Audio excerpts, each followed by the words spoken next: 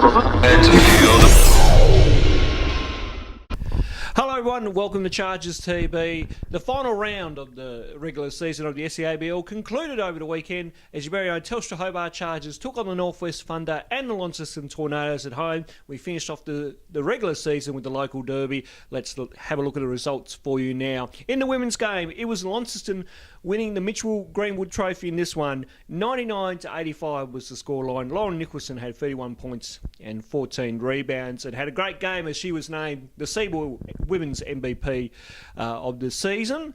Ellie Collins also chipped in with 19 points and 11 rebounds and 4 assists. For your very own Telstra Hobart Chargers, Brittany Smart put in a great effort, 27 points, 4 rebounds and 4 assists, while Clara Wisher backed up a very good weekend from the road, having a nice little home game here, 18 points, 6 rebounds and a steal.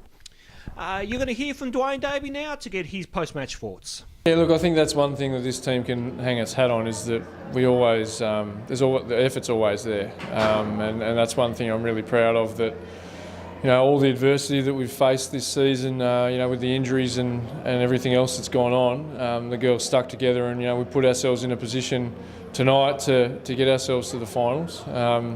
Disappointing that we didn't do that, but that's one thing that I'm definitely proud of is the way that the girls have just stuck together and the resilience in the group, just to stick together. And those injuries that we had early in the season, and Kath coming in late and that type of stuff, that can derail the season. And to the girls' credit, they stuck together, and I think we won 6 of our last 9 or something like that. So.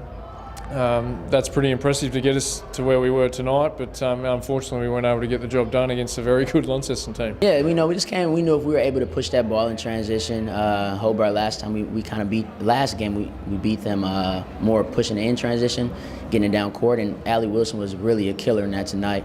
And also too, just exploiting the middle in their zone defense. They switched it 1-3-1, 2-3. We knew they were going to switch up a lot of defenses. That's what they like to do. We were able to exploit that. The girls took their time, made the right passes and whatnot. So it was good.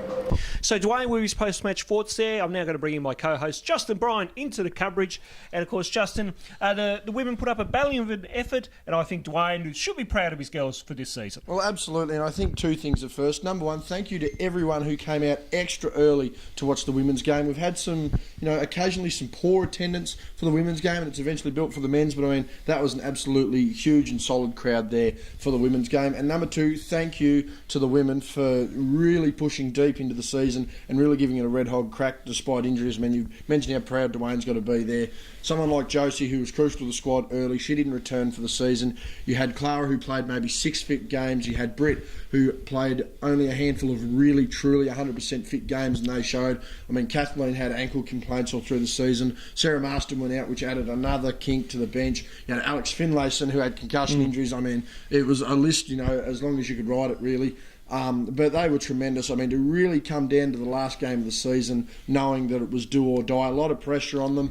Unfortunately, didn't get it done, but a hell of an effort by the girls. Absolutely, and of course, I've got to echo the comments there by Justin. Great crowd that turned out for the women's game on Friday night as well too. Let's just have a quick look ahead for next season and what that might concur, Justin. Early to say whether the team remains as it is, and the coaching staff as well too. But let's have a look in your crystal ball, so to speak, and see what might happen in the off season. Oh, it's certainly going to be interesting. Someone like a Britt Smart, the club will most definitely want to get back. She proved how crucial she was. Someone like a Shana, again, proved how crucial she was. She had a bit of an off night on Friday night, and I think it showed in the result. Had Shana been a little bit more on, who knows what the result could have been, and vice versa. There are probably some other players as well. Someone like Kylie looked like she might have been done at the end of the season, come back, fitter, better, stronger, so she could have another season under the belt, but, in hindsight, she might not either. Kathleen, she played a little lesser of a role this year. She's played 6 years with the club. There will no doubt be questions floating around as to whether she'll be with the squad. Someone like Dwayne, will he be coaching next year is another question. I think he got a rough end of the deal this year with injuries, but the squad certainly proved that if they stick to his game plan, they believe in it, they work as a team, they coexist, there's no reason why he won't get another gig. And the young players have another 12 months under their belt. So you've only got to see the way they played. I think they went on a roll of about 5 or 6 there to end the season before their season-ending loss on the weekend. So there's no reason to say a fit squad like that, throw maybe one or two more people in, another 12 months worth of experience to the girls. They should be fine, but it'll be interesting to see what the off-season entails. Oh, absolutely. Off-season's always an interesting time of year, and of course we'll have some news for you in December when we bring our end-of-year show once again to you. We'll take a break and we'll come back with the men's results right after this.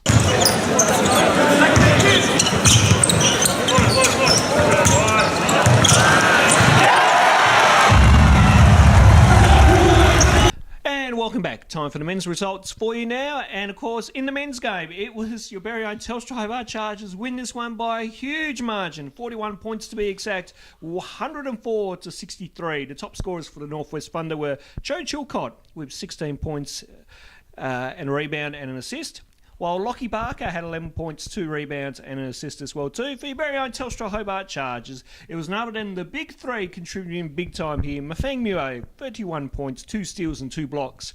Craig Moller, 26 points, 13 rebounds and 7 assists. And Trey Nichols, 21 points, 5 assists and 2 steals. You're going to hear from Mafeng Mue now to get his post-match thoughts. And we needed this, definitely, just to prepare us for the final and keep us rolling with the 6th game we just won in a row. So, it's much needed, but now it's playoff game, playoff basketball, and it's a different basketball. How big is this win? Obviously, winning by a huge margin now makes it tougher for Nunawading to try to take second spot tomorrow night when they play against Bendigo. It's huge. Our game plan was to come out today and win by 25 plus, so we give ourselves a chance to get a number 2 spot, and then we'll see what happens tomorrow with Nunawading. Obviously, you come out with that mindset of winning by 25 plus more. Great to see the team playing with some good effort from everyone. Yeah, this is what we need. It's going to the playoff. It's a must. Mentally and physically be ready. So when we go to playoffs, it's different basketball. So at least we know what we prepare ourselves for. Yep. Does it feel like finals basketball now? Do you feel like you guys are stepping up? We feel like we're getting there, but we haven't been until the first tip off of playoff. So, but we feel like we're getting there. And you're ready to take on whoever next week? Yeah, we're there for whoever comes our way. We're ready for them. It doesn't matter who. And what about the crowd here tonight? 2,200 was the attendance. How massive was this? Oh, it was beautiful. It's good to see the crowd come in, and we're good when we're out there to come and perform in front of them. I hope we can do that in the playoff too. Fill out the whole house. Actually, it'd be great. So open the curtains. Yeah, definitely. Hopefully. Mafeng, great game tonight. Best of luck next week. Yeah, come out for playoffs. Mafeng Mue with his thoughts there, and obviously Justin, he's very happy with the win, but he's ready to take on any team next week in the final series. And I think a message from everyone at the Chargers, good luck to whoever runs into Hobart. Spoke about it a couple of weeks ago with Brent. We've mentioned it all season. When these three get firing, 70, 80 points combined is not a problem. You only had to see on the road, not this weekend, gone the weekend previous. Pulled in 150 points between the three of them over 2 games. That's massive when you consider that 75 points occasionally can even be a winning score in the Seabull. And a shout out too to Zach White, who in my opinion was absolutely daylight robbery that this man did not win Defensive Player of the Year. He had another 5 steal, 4 block game, contributed with boards. I think he had about 8 points, 8 boards, 13, 14 points. He had more defensive numbers than anyone this season. He's been an absolute beast, and Stewie mentioned it. They are a Fab Four when he competes. So again, good luck to, when they run into, I believe it is now Kilsyth, who we will run through in a second, just on the ladder there. I believe it is Kilsyth. Mm-hmm. Yes, it is. Yes, Kilsyth, yes. We're working the iPad here. We will be running against Kilsyth, but the ladder a lot of people are going to be confused about, and something we just want to address. The 3-way tie at the top, Ronnie, 15 and 5 for Nunawading, Kilsyth and Hobart. The way they have split it is the following. Nunawading had a victory over Kilsyth and Hobart for 2 victories, and the only loss was against Hobart, thus giving them a 67% win across the 3 top teams. Kilsyth only played 1 game against Hobart and 1 game against Nunawading. They defeated us in round 1 and lost to Nunawading, therefore 1-1, 50%. Hobart only had the 1 victory against Nunawading at home. They lost on the road to Nunawading, and they also lost obviously to Kilsyth, thus giving them 50% win. So that's how I've worked out. They've calculated that head-to-head matchup there, which to me, triangle theory really doesn't work. There's a lot of sports where you can argue it does, but I've never seen triangle theory in sports ever work. And you've only got to look at the bottom part of the ladder there too, as far as Dandenong missing out, despite the fact that we beat the Thunder by 41. Very hard to explain the 2-1, the 1-1-3 system there. I have no idea how that works. Ronnie's been rattling his brain. He doesn't know how it works. So when we get clarification on what that is, we can let you know there. But, I mean, big one coming up on Saturday night, Ronnie, against Kilsyth. Absolutely. And Saturday night, the league, of course, brought out the finals fixture over the weekend. And let's have a look at next week for you now. So Saturday night at the Kilsyth Sports Centre, 8 o'clock tip-off. We take on the Cobras. Now, if we look back to round one, which was very, very early on in the year, obviously Hobart only had that one training session together as an entire team. Kilsyth absolutely outplayed us that night. Hobart, I think we mentioned it in the broadcast here, JB, the boys went a little bit individual and that type of thing, but now let's fast forward to round 15. These guys are absolutely, I think that's 7 wins on the trot now, and they're starting to play like how they should be playing. And they've got that form where they're winning on the road and not just scraping home, they're dominating on the road. So it's a threat to any side that sees a team like Hobart coming forward. Stewie's mentioned the Fab Four there. You're going to get 70, 80 points out of Mathang, out of Trey, out of Craig. You're going to, have massive defensive efforts from Zach White, whether it be on the glass, on-ball defence, help defence, any kind of defence. Zach's going to play it. I mean, he had 2 blocks in 30 seconds of tip-off the other night, so he really stamped his presence there. And you've only got to look at the bench. Someone like a Cam Brown, who's a hard-nosed defender, doesn't necessarily get the numbers, but his opponents don't score. They certainly miss. There's no doubt about that. Someone like a Geordie Hargrave able to come off the bench and provide some crucial minutes. Someone like a Jack Stanwicks who may be back into the side potentially. Good shooting there. Jacob Richards also provides, good length, whatnot. They're a really, really deep team. Trey, as we mentioned, spoke about it in round 2 after they originally beat the Thunder up in Devonport. They're a deep side. There's plenty for him to distribute the ball, and it's really put him at ease knowing that if he's not on the floor, Craig's not on the floor, or Moo's off, or Zach's, the list goes on, that they're able to rely on these young players and these well-developing players to get them across the line. I mean, I really don't see how they're going to have a problem. If they don't play individual ball and they keep playing as a team, I think look out the championship game.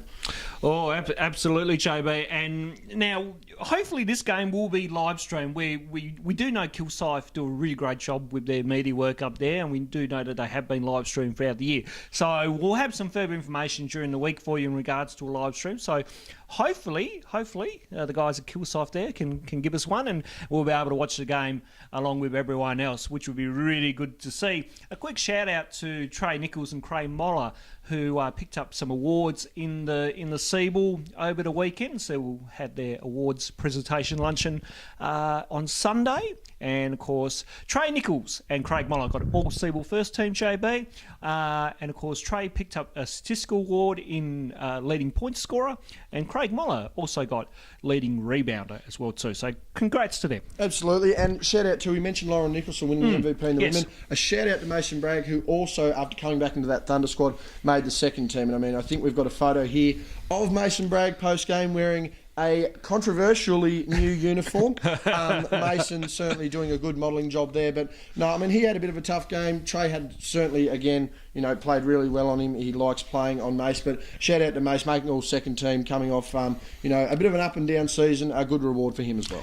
Good to see Tassie guys getting amongst the Seabull Awards there for you. So, look, that wraps up a really big weekend of Seabull. And, that the ladder position and the system, it's quite interesting, very intriguing. It certainly took us a fair while to figure all that out. And, of course, talking to Coach Anthony Stewart after the game off camera, he did say it was very complicated with so many scenarios working either way, that he needed some teams to win for them and some teams to lose for others as well too. So very interesting, but we're looking forward to the final series, and we'll have coverage for you throughout the entire final series here on Chargers TV. We'll take a break and we'll wrap it all up right after this.